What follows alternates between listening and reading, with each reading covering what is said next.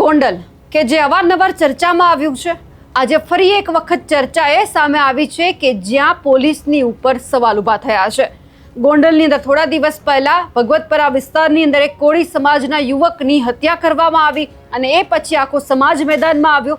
હવે આ જ બાબતે જ્યારે પોલીસ છે જે હત્યારા છે તેમને રિકન્સ્ટ્રક્શન માટે લઈ જાય છે, એ સમયે પરિવાર એ જગ્યા ઉપર પહોંચે છે, પોલીસને ત્યાંથી બગાડે છે અને એક જ માંગ કરે છે કે જે હત્યારા છે તેમને ફાંસીની સજા થવી જોઈએ। હવે આખી ઘટનામાં શું બન્યું છે તેમની વિગતે ચર્ચા કરીએ। નમસ્કાર, આપ જોઈ રહ્યા છો નિર્ભય ન્યૂઝ અને હું છું આપની સાથે રિદ્ધિ।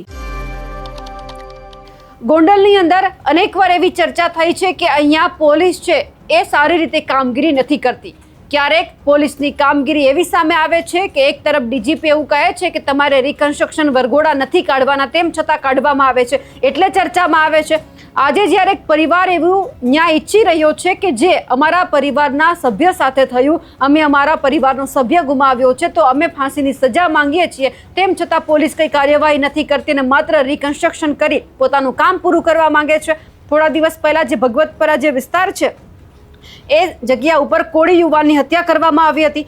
અસામાજિક તત્વો છે એ ઘરમાં ઘૂસી નિલેશ શેખ પર ઘાતકી હુમલો કર્યો અને એ જ ઘટનામાં એમનું મોત નીપજ્યું હતું। આ ઘટનાને લઈને કોળી સમાજમાં ભારે રોષ જોવા મળ્યો હતો। ન્યાયની માંગ સાથે મોટા તળા ખાતે પણ એક મહત્વપૂર્ણ બેઠક યોજવામાં આવી હતી। સમાજના અગ્રણીઓ અને પરિવારજનો સહિત 200 થી વધુ લોકો હાજર રહ્યા હતા અને આ સાથે જ જે મૃતક નિલેશ શેખ છે એમના પરિવારજનો એક જ માંગ કરી છે કે જે આરોપીઓ છે તેમને ફાંસીની સજા મળવી જોઈએ।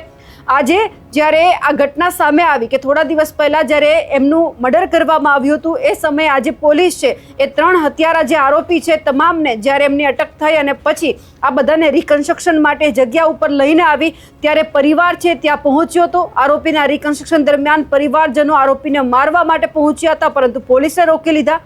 પોલીસ અને મૃતક પરિવારજનો સાથે રકઝક પણ થતી જોવા મળી। આખો મામલો ગરમાયો અને જ્યારે મામલો વધારે ઉગ્ર બન્યો તો પોલીસ છે આ જે આરોપીઓ છે તમામને પોલીસ વેનમાં બેસાડી અને પોલીસ સ્ટેશન લઈ ગઈ હતી। પણ સાથે સાથે હવે સવાલ એ પણ ઊભો થઈ રહ્યો છે કે પોલીસ જ્યારે રિકન્સ્ટ્રક્શન કરવા માટે આવી ત્યારે પરિવારના સભ્યો તે જગ્યા ઉપર આવ્યા હતા, જબરદસ્ત હોબાળો કર્યો હતો અને તેઓ સીધા જ સવાલ કરી રહ્યા હતા કે જ્યારે આ ઘટના બની ત્યારે પોલીસ ખાલી જોઈ રહી હતી, ત્યારે કેમ કોઈ કાર્યવાહી કરવામાં ન આવી। લગભગ આ ઘટના છે 20 તારીખની આજુબાજુ બની હતી। સૌથી પહેલા દ્રશ્ય ઉપર નજર કરીએ કે જ્યાં પરિવારજનો અચાનક મેદાનમાં આવ્યા અને પોલીસ આરોપીઓને લઈને ત્યાંથી ભાગી ગઈ।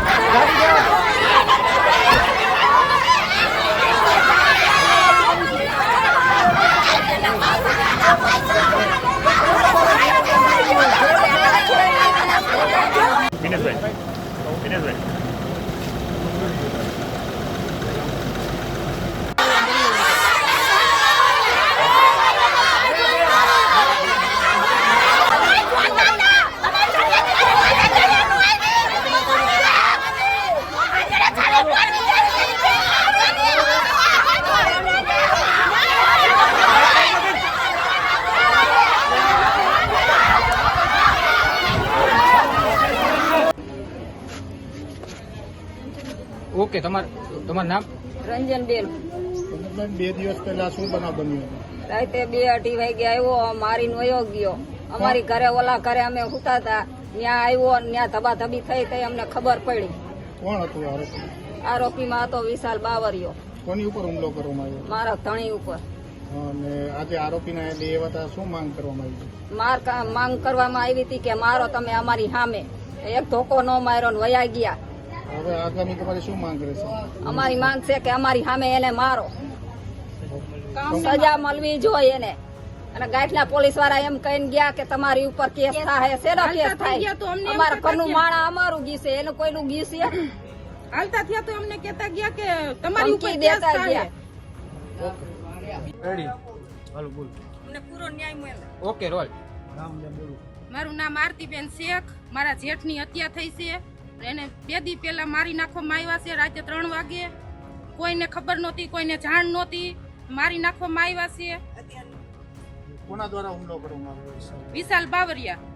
ઓકે, આજે શું આરોપીના લઈ આવ્યા? આજે આયા કણે લઈ આવ્યા હતા. અમે ઘણી માંગ કરી કે અમને મારવા દો અથવા તમે મારો. એ લોકોએ માર્યું નહીં ને અમને મારવા દીધા નહીં. છતાં એ લઈને ગાડીમાં લઈને જતા હતા તો અમે વાહે ગયા કે ભાઈ અમને થોડોક તો અમને મારવા દો, અમારી રીતના થોડોક. અમારા જેઠને માર્યો છે, આ કોઈના બાપને માર્યો છે તો અમારે હક બને છે એટલો મારવાનો. એ લોકોએ અમારી સામે એક ધોકોય ન માર્યો, અમને ન મારવા દીધા. અને બીજા નંબરમાં એના જે મોટા સાહેબ આવ્યા હતા એને એમ કીધું કે હવે તમે તમારી ઉપર કેસ કરશું અને તમારો કેસ હાવ બોધો કરી નાખશું એમ કહીને ગયા છે અમને. તમારી શું માંગ છે? મુખ્ય માંગ શું છે? અમારી માંગ એ છે કે એને ફાંસીની સજા જ આપો. આટલા બધા ખૂન કરીને પછી જાય તો એને ફાંસીની સજા જ થવી જોઈએ. હજી એને માર્યો નથી, એને રિમાન્ડની માંગ કરવી છે અમારે. હવે જે આ ઘટના સામે આવી છે તેમને લઈ આપ શું માનો છો કમેન્ટ કરીને ચોક્કસથી જણાવજો. સાથે જ અમારી નિર્ભય ન્યૂઝ ચેનલને લાઇક, શેર અને સબસ્ક્રાઇબ કરવાનું ભૂલશો નહીં. નમસ્કાર.